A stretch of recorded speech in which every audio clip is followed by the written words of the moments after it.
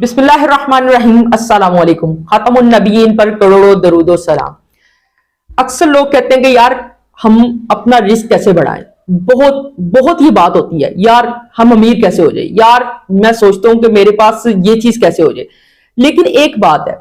کہ وہ اللہ جو آپ سے وعدہ کرتا ہے وہ اپنے وعدوں کا امین ہے۔ اس کا کہا ہوا وعدہ پتھر پر لکیر نہیں، آپ سمجھیں کہ یہ سمجھیں کہ دنیا فنا ہو جائے، دوبارہ بن جائے اور پھر فنا ہو جائے، تو وہ وعدہ کہیں نہیں جا سکتا۔ تو اللہ کا ایک وعدہ ہے کہ ہم اس پہ غور نہیں کرتے۔ امیر ہونا ہر شخص چاہتا ہے، لیکن کیا ہے ہم امیر ہونے کا جو فارمولا ہے وہ اڈاپٹ نہیں کرتے۔ بہترین فارمولا اللہ تعالیٰ نے دیا، اس کے بعد میں آپ کے ساتھ شیئر بھی کروں گا کون کون لوگ اس پہ عمل پیرا ہوئے اور کس نے کتنا عروج پایا اس فارمولے کے بعد۔ ٹھیک ہے، آپ دیکھیں اللہ تعالیٰ نے کہا کہ جو بانٹتا ہے رزق کشادگی کرتا ہے، میں اس کے ساتھ کشادگی کرتا ہوں، یہ اللہ تعالیٰ کا وعدہ ہے۔ تو آپ اگر آپ چاہتے ہو کہ آپ کے رزق میں کشادگی ہو تو آپ بانٹو، جو چیز جتنی بانٹو گے، عزتیں بانٹو گے تو عزتیں اللہ تمہیں لوٹائے گا، ٹھیک ہے، رزق بانٹو گے تو رزق تمہیں لوٹائے گا۔ اور یہ بات ایک نپی تولی ہے، اگر کسی کے پاس کچھ نہیں ہے ٹھیک ہے، تو بھی وہ جو انسان نا اگر کچھ تھوڑا جو اس کے پاس ہے اس میں سے نکال کے اپنا صدقہ بنانا شروع کرتے تو معاملہ بڑھنا شروع ہو جائے گا۔ لوگ کہتے ہیں لو جی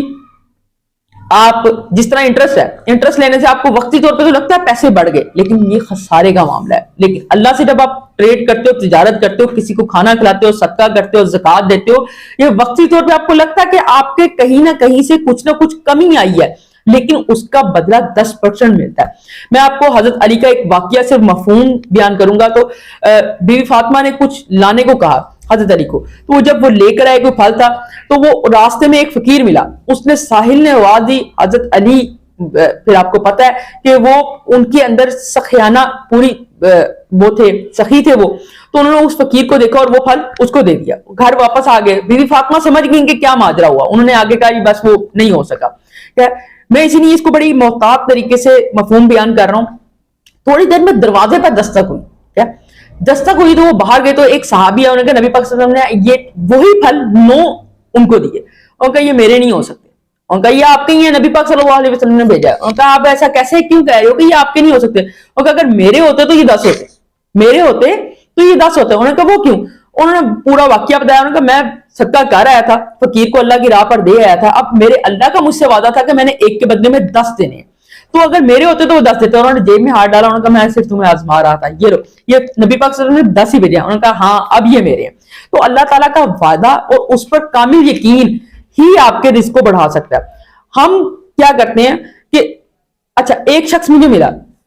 میں نے اس کو ایسے ہی کہا، میں نے کہا یار اپنے رزق کو دسترخوان کو وسعت دینی چاہیے، تو کہنے لگا یہ لوگوں کی نظر بڑی گندی۔ میں نے کہا یار تم وسعت تو دو، غربا کو دو، ٹھیک ہے، اور جب اللہ نے وعدہ کر دیا ہے تو پھر اللہ تمہیں اس بد نظروں سے بھی بچائے گا، کیونکہ اس کا وعدہ ہے کہ ایک کے بجائے میں 10 دوں گا، ٹھیک ہے، 10 دو گے تو ڈیفینیٹلی اس سے 10 ملٹیپلائی ہوں گے تو 100 ہو جائیں گے، کمی نہیں آتی۔ یقین تو رکھو، جب تم اپنے ذہن میں خرافات ہی ڈال لو گے کہ یار نظر لگتی ہے، اس میں کوئی شک نہیں ہے، کوئی ایسا معاملہ نہیں، میں اس کے اوپر ڈینائی نہیں کر رہا، کہیں آپ لوگ میری اس کی کہو کہ یہ میں ڈینائی کرتا ہوں، میں ایسا کوئی ڈینائی نہیں کر رہا، کیونکہ حدیث مبارکہ کا مفہوم ہے کہ نظر اونٹ کو جو نا وہ ہانڈی تک پہنچا سکتی ہے، یہ کوئی بڑی بات نہیں ہے، نظر تو ہے، پر اللہ کا بھی وعدہ ہے نا، اللہ نے کہا کہ آپ بانٹو، یہ کر کے آپ صرف اپنی جان چھڑانے کی بات کرتے ہو، جن کے پاس وہ وسائل اور وہ کہیں جی میں نہیں دیتا۔ اچھا آپ کچھ بات کر لیتے ہیں، آپ کہتے تھے کہ جی ایسا کیسے ہو سکتا ہے، کچھ لوگ ایسا سوال کریں گے، میں اب آپ کو کچھ ایگزامپلز دینے لگوں، پاکستانی ایگزامپلز بھی دے دیتا ہوں، ٹھیک ہے۔ پاکستان میں ایسے ہاسپٹلز ہیں جو بھرپور اپنا جو پروفٹ ہے اپنی ملز کا، اپنے اونرشپ کا، وہ لگاتے ہیں لوگوں کی فلاح کے لیے، اور آج تک ان کو کمی نہیں آئی۔ میں ایک ٹرسٹ ٹائپ ہاسپٹل ہے امین حیات، اس کو جانتا ہوں، اس کا جو اونر ہے وہ تقریباً 45 لاکھ پر منتھ دیتا ہے، 45 لاکھ پر منتھ، کوئی وہ ایسے نہیں دیتا، وہ اپنی پروفیٹیبلٹی میں سے نکال کے دیتا، اور آج تک وہ کہتا مجھے کبھی کمی نہیں آئی، ٹھیک ہے، میں نے باٹا اللہ نے مجھے دیا، میں نے باٹا مجھے دیا۔ ملک ریاض صاحب، ٹھیک ہے، وہ باقی ان کی مجھے نہیں پتا کہ کیا ہے، لیکن آپ یہ دیکھیں کہ ان کے بحریہ دسترخوان کتنا چلتا ہے، لوگ کتنا اس سے استفادہ ہوتے ہیں، اور وہ کیا تھے اور کیا بن گئے، ٹھیک ہے۔